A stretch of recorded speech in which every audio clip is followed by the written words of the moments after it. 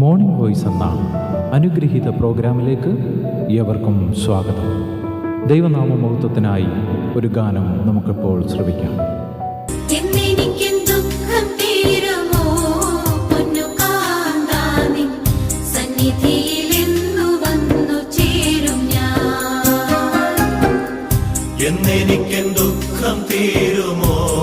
പൊന്നു കാന്താ നിൻ സന്നിധിയിലെന്നു വന്നു ചേരും ഞാൻ.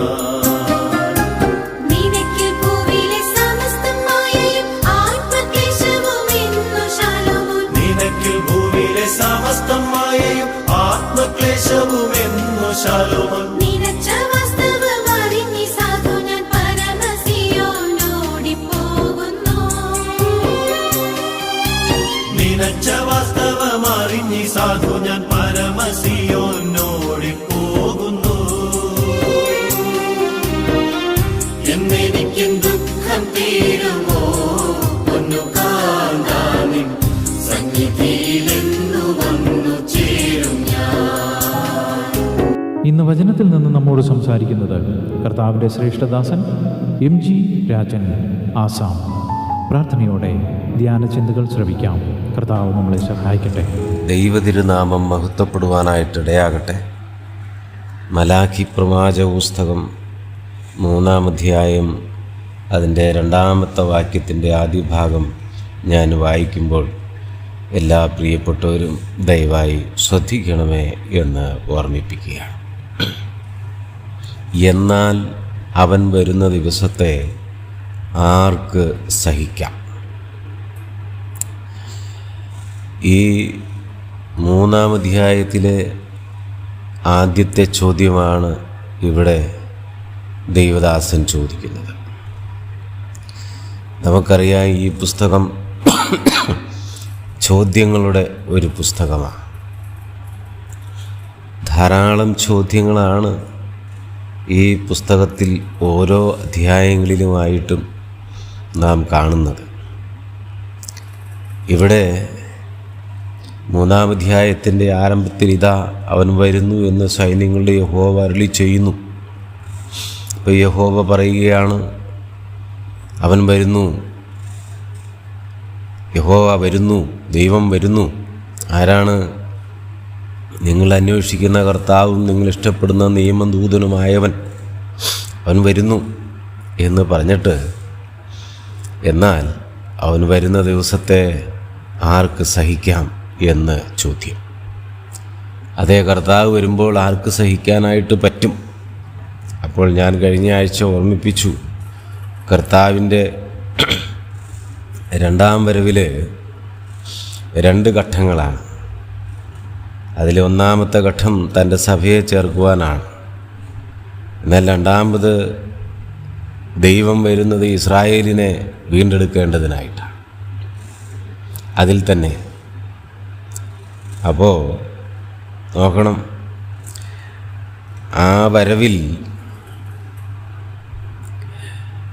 ഇവിടെ രേഖപ്പെടുത്തിയിരിക്കുന്ന പോലെ അത് ആർക്ക് സഹിക്കാനായിട്ട് സാധിക്കും എന്ന്. ആർക്കത് സഹിക്കാനായിട്ട് പറ്റും? എന്തുകൊണ്ടാണ് അവിടെ അങ്ങനെ രേഖപ്പെടുത്തിയിരിക്കുന്നത് എന്ന് ചോദിച്ചാൽ, അതിൻ്റെ തൊട്ട് താഴേട്ടുള്ള ഈ 2-ാം വാക്യത്തിൻ്റെ ബാക്കി ഭാഗവും 3-ാം വാക്യവും ഒക്കെ വായിക്കുമ്പോൾ നാം വളരെ ശ്രദ്ധയോടുകൂടിയ ജീവിതം ഈ ഭൂമിയിൽ നയിക്കേണ്ടതായിട്ടുണ്ട്. ഇല്ലെങ്കിൽ അന്ന് സഹിക്കുവാൻ ബുദ്ധിമുട്ട് നേരിടേണ്ടി വരും എന്ന് ആ ഭാഗത്ത് നിന്ന് നാം മനസ്സിലാക്കുക. എന്തുകൊണ്ടായിരിക്കാം പ്രവാചകൻ ഇങ്ങനെ പറയുന്നത്? പ്രവാചകൻ അന്നത് സഹിക്കാൻ ബുദ്ധിമുട്ടായിരിക്കും എന്ന് സൂചിപ്പിക്കുന്നത് കൊണ്ടാണ്. അതൊരു വാണിങ്ങിൻ്റെ ഒരു ശബ്ദമല്ലയോ? ആർക്ക് സഹിക്കാമെന്ന് ചോദിച്ചാൽ അതൊരു വാണിങ് തന്നെയാണ്. നാം ഇന്ന് സൂക്ഷിച്ചില്ലെങ്കിൽ നാളെ ദുഃഖിക്കേണ്ടി വരും, വേദനപ്പെടേണ്ടി വരും എന്ന് പ്രവാചകൻ അവിടെ ഓർമ്മിപ്പിക്കുകയാണ്. നാം വളരെ ശ്രദ്ധയോടുകൂടിയ ക്രിസ്തീയ ജീവിതം വേണം ചുരുക്കമായി ദൈവം തന്ന ഈ ആയുസ്സിൽ ഈ ഭൂമിയിൽ നയിക്കേണ്ടത് എന്ന് പ്രവാചകൻ നമ്മെ ഓർമ്മിപ്പിക്കുന്നു. എന്തുകൊണ്ടാണ് അങ്ങനെ പ്രവാചകനോട് പറയാൻ കാരണം അവൻ പ്രത്യക്ഷനാകുമ്പോൾ അതിൻ്റെ താഴോട്ട് വായിക്കുന്നത് ഇങ്ങനെ, ആർ നിലനിൽക്കും. അപ്പോൾ അടുത്തൊരു ചോദ്യമാണ്. അപ്പോൾ ആദ്യത്തെ ചോദ്യം ആർക്ക് സഹിക്കാം? 2, അവൻ പ്രത്യക്ഷനാകുമ്പോൾ ആർ നിലനിൽക്കും. അപ്പോൾ അവൻ വരുന്ന ആ ദിവസത്തെക്കുറിച്ചും അവൻ പ്രത്യക്ഷനാകുന്ന ആ സമയത്തെക്കുറിച്ചും ഇവിടെ പറയുകയാണ് പ്രവാചകൻ. അപ്പോൾ ദൈവം തൻ്റെ ആത്മാവിനാൽ ഇവിടെ കുറിച്ചു വച്ചിരിക്കുന്ന ഈ കാര്യം നാം വളരെ സൂക്ഷ്മതയോടെ ശ്രദ്ധയോടെ മനസ്സിലാക്കേണ്ടതായിട്ടുണ്ട്. ഒരു ദിവസം ദൈവം നിശ്ചയിച്ചു വച്ചിരിക്കുന്നു, പിന്നെ ഒരു സമയം ക്രമീകരിച്ച് വച്ചിരിക്കുന്നു. എന്തിനാ? ദൈവം വരുന്ന ദിവസം, ദൈവം പ്രത്യക്ഷമാകുന്ന സമയം. അപ്പോൾ ദൈവം ഒരു ദിവസത്തെയും ഒരു സമയത്തെയും ക്രമീകരിച്ച് വച്ചിരിക്കുകയാണ്. എന്തിനാ? അവൻ ആ ദിവസത്തിൽ വരും, ആ സമയത്ത് അവൻ പ്രത്യക്ഷനാകും. അന്ന് ആർക്ക് സഹിക്കാൻ പറ്റും? ആർ നിലനിൽക്കും എന്നാണ് ചോദ്യം. ആർ നിലനിൽക്കും? എന്തുകൊണ്ടാണ് ഇങ്ങനെ പറയുന്നത് എന്ന് ചോദിച്ചാൽ അതിൻ്റെ ബാക്കി ഭാഗം പറയുകയാണ്, അവൻ ഊതിക്കഴിക്കുന്നവൻ്റെ തീ പോലെയും അലക്കുന്നവരുടെ ചാരവെള്ളം പോലെയുമായിരിക്കും. അവൻ ഊതിക്കഴിക്കുന്നവനെ പോലെയും വെള്ളി ശുദ്ധി വരുത്തുന്നവനെ പോലെയും ഇരുന്നു കൊണ്ട് ലേവീപുത്രന്മാരെ ശുദ്ധീകരിച്ച് പൊന്നുപോലെയും വെള്ളി പോലെയും നിർമ്മലീകരിക്കും. അങ്ങനെ അവർ നീതിയിൽ യഹോവയ്ക്ക് വഴിപാടർപ്പിക്കും. എന്തുകൊണ്ടായിരിക്കും അത് സഹിച്ചുകൂടാത്തത്? അല്ലെങ്കിൽ ആർ നിലനിൽക്കും എന്നൊക്കെ പ്രവാചകൻ ഇവിടെ രേഖപ്പെടുത്തി വച്ചിരിക്കുന്നതിൻ്റെ കാരണം അത് ഒരു ശുദ്ധീകരണത്തിൻ്റെ സമയമാണ്. നിർമ്മലീകരിക്കുന്ന, അങ്ങനെ രേഖപ്പെടുത്തിയിരിക്കുന്നത്. അവൻ നിർമ്മലീകരിക്കും, ശുദ്ധീകരിക്കും. നോക്കണം, എങ്ങനെയാണ് ദൈവം ശുദ്ധീകരിക്കുന്നത്, നിർമ്മലീകരിക്കുന്നത്? ശുദ്ധീകരിക്കുക എന്ന് പറഞ്ഞാൽ അശുദ്ധി നീക്കുക, നിർമ്മലീകരിക്കുക എന്ന് പറഞ്ഞാൽ മലിനത്തെ നീക്കുക, നിർമലിനീകരണം. മലിനമായതിനെ നീക്കിക്കളയും. അപ്പോൾ അശുദ്ധമായത് മലിനമായത് നീക്കിക്കളഞ്ഞ് വെടിപ്പാക്കും. ദൈവം ചെയ്യാൻ പോകുന്ന കാര്യത്തെക്കുറിച്ചാണ് അവിടെ രേഖപ്പെടുത്തുന്നത്. അതെങ്ങനെയായിരിക്കും? 2 വിധത്തിലാണ് അത് ദൈവം ചെയ്യാനായിട്ട് പോകുന്നത്.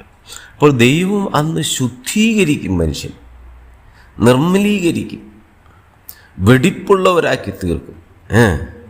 പിന്നെയോ അതിനൊരു ഉദ്ദേശം കൂടിയുണ്ട്, അത് പിന്നീട് നമുക്ക് സംസാരിക്കാം. എന്നാൽ ഇവിടെ പറയുകയാണ്, എങ്ങനെയായിരിക്കും? അവൻ ഊതിക്കഴിക്കുന്നവൻ്റെ തീ പോലെയും അലക്കുന്നവരുടെ ചാരവെള്ളം പോലെയുമായിരിക്കും. അപ്പോൾ ഊതിക്കഴിക്കുന്നവൻ്റെ തീ പോലെ, അലക്കുന്നവരുടെ ചാരവെള്ളം പോലെ. അപ്പോൾ തീ പോലെയും ചാരവെള്ളം പോലെയും. ഊതിക്കഴിക്കുന്നവൻ വെള്ളി പൊന്ന് ശുദ്ധീകരിക്കുന്ന ആ ഒരു പ്രക്രിയയെക്കുറിച്ചാണ് ഇവിടെ പറയുന്നത്. 3-ാം വാക്യത്തിൽ അത് ആവർത്തിച്ച് പറയുന്നത് ഇങ്ങനെയാണ്, അവൻ ഊതിക്കഴിക്കുന്നവനെ പോലെയും വെള്ളി ശുദ്ധി വരുത്തുന്നവനെ പോലെയും ഇരുന്നു കൊണ്ട് ലേവി പുത്രന്മാരെ ശുദ്ധീകരിച്ച് പൊന്നുപോലെയും വെള്ളി പോലെയും നിർമ്മലീകരിക്കും. അപ്പോൾ പൊന്നും വെള്ളിയും എങ്ങനെ അതിൻ്റെ ഉള്ളിലെ കീടം നീക്കി, കറ നീക്കി, അഴുക്ക് നീക്കി ശുദ്ധീകരിക്കുന്നുവോ? ഒരു തട്ടാനെ നമുക്ക് ഓർമ്മ വരും ഈ വാക്കുകൾ വായിക്കുമ്പോൾ.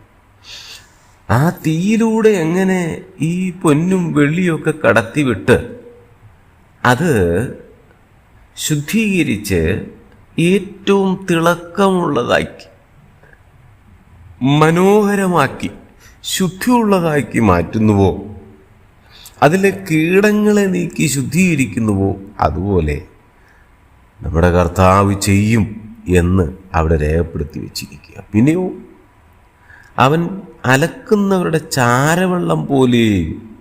അപ്പോൾ തുണി അതിലെ അഴുക്ക് കഴുകിക്കളഞ്ഞ് വൃത്തിയാക്കുന്ന ഒരു സാഹചര്യത്തെക്കുറിച്ചാണ് അവിടെ രേഖപ്പെടുത്തിയിരിക്കുന്നത്.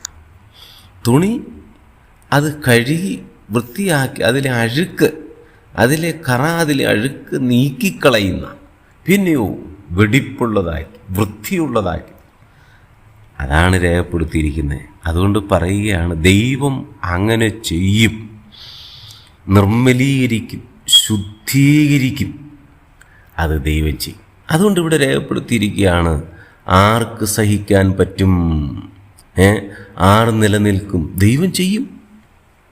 പ്രിയമുള്ളവരെ, ഇതാരോടാ പറയുന്നത്? ഇന്ന് പഴയ നിയമത്തിൽ ഈ ദൈവസന്നിധിയിൽ നിൽക്കേണ്ടുന്ന ലേവ്യന്മാരോട്, ജനത്തിന് പകരമായി നിൽക്കേണ്ടുന്നവരോടാണ് ഇത് പറയുന്നത്.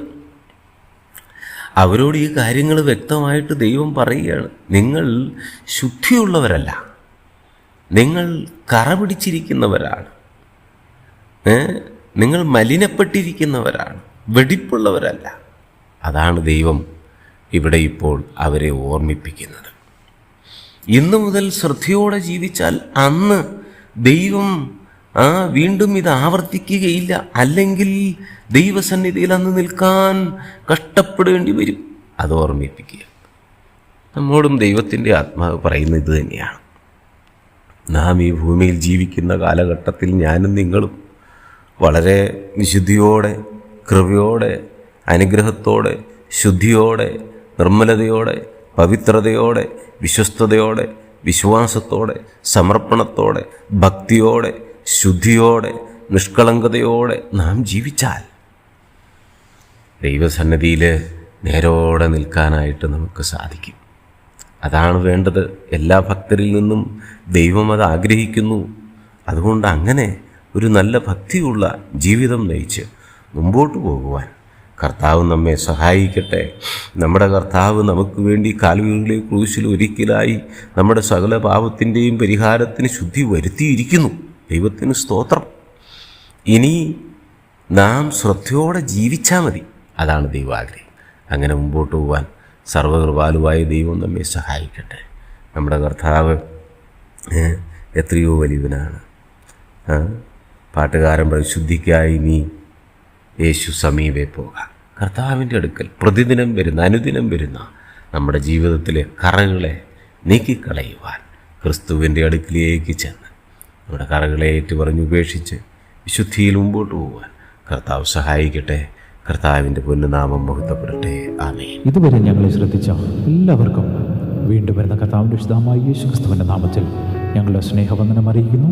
കർത്താവ് നമ്മളെല്ലാവരെയും അനുഗ്രഹിക്കുമാറാകട്ടെ. ആമേൻ. കോഴി തന്റെ കുഞ്ഞു കോഴിയെ എൻ കാന്തനെ തൻ കീഴിൽ വച്ചു വളർത്തും മോദമാ. കോഴി തന്റെ കുഞ്ഞു കോഴിയെ എൻ കാന്തനെ തൻ കീഴിൽ വെച്ചു വളർത്തും മോദമാ. ഒഴിച്ചു സകല ജീവചിന്ത കഴിച്ചു സമസ്ത പോരും അതിനായി. ഒഴിച്ചു സകല ജീവചിന്ത കഴിച്ചു സമസ്ത പോരും അതിനായി. വഴിക്കു നിന്നാൽ വിളിച്ചു കൂവുന്ന അതിന്റെ ചിറകിൽ സുഖിച്ചു വസിക്കുവാൻ. വഴിക്കു നിന്നാൽ വിളിച്ചു കൂവുന്ന അതിന്റെ ചിറകിൽ സുഖിച്ചു വസിക്കും.